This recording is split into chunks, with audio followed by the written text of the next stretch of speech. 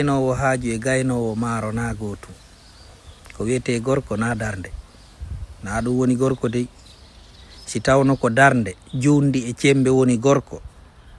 harayno ko dumboya woni fewjude hore Putin. Parce que Putin yona 1m70 ko 65 66 ina jokki ko ɗo ɓiɗɗo gorko ko ɓernde. Si a fiɓi annuye hunde ko ya jokko. Mi faami non joni ko honɗum enen fulɓe ɓen hulirɗen ɓe jooɗoduɗen ko sikkugol neɗɗo yingin ko darnde. Ndaare Somali no boyni Amérique haraɗiɓe kaɓe puucinano toon ɓe acci yahugol haɓiday goɗɗo e leydi tawi ko ɓe wengo ɓe jaɓata jippade.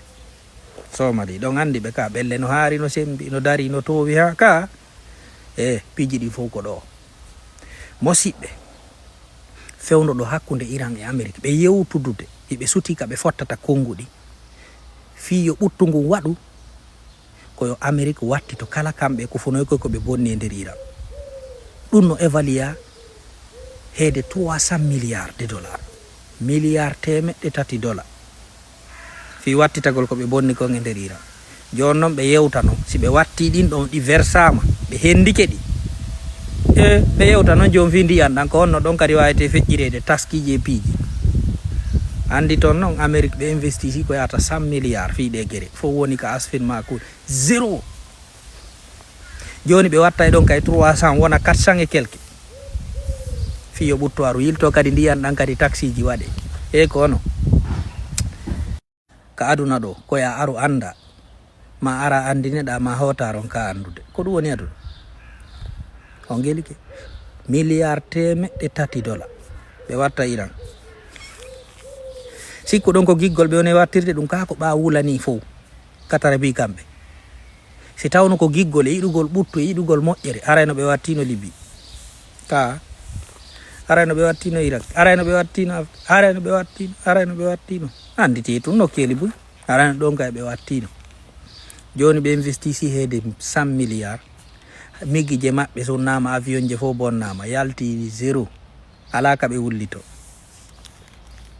Joni kay ɓe ƴetta milliard temeɗɗe tati ɓe fawa e sokeje Iran. Julɓe ko ɓe wiyete julɓe ko ɓe woni ñentorgal neɗɗo julɗo fof na ko goɗɗo jottoɗo haalugol haalaji sonka e mimbarji haalana yimɓe haalaji porto bardarde hara e haqqehum mum ka leydi mum susta dartanade. Mi yeeɗo kutubaji woɓɓe ne jooɗi ɗo no yetto sahaba ɓen kon no wurirno hara noon no ɓe wurirno noon ko hay ko fota tawa gabbo jarra en wurirtano hinaka golleji naka ɓerɗe naka annuyeji ay fus ɗo ya yewtu fi sahaba ɓen ko fewndino komɓe woni gollude fimu an kadi ñeñi ni yewta ko fewndi ka leydi ma kon ka leydi ma yewti ko fewndi ɗon kon immoɗa daroɗa karmakoɓe kelɗuɓe ɓen fof ɓe waranoma woɓɓe no ka kaso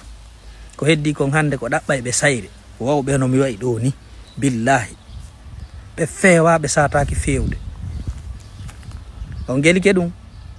awa julɗo ko ni wata wano Iran ni suusuɗo dartade ɓuraɓe ɗenƴede aduna on ɓen wiya en puccotirale ha fo yi taga ɗo no rukiruy sikku ɗon ɓe yahitay.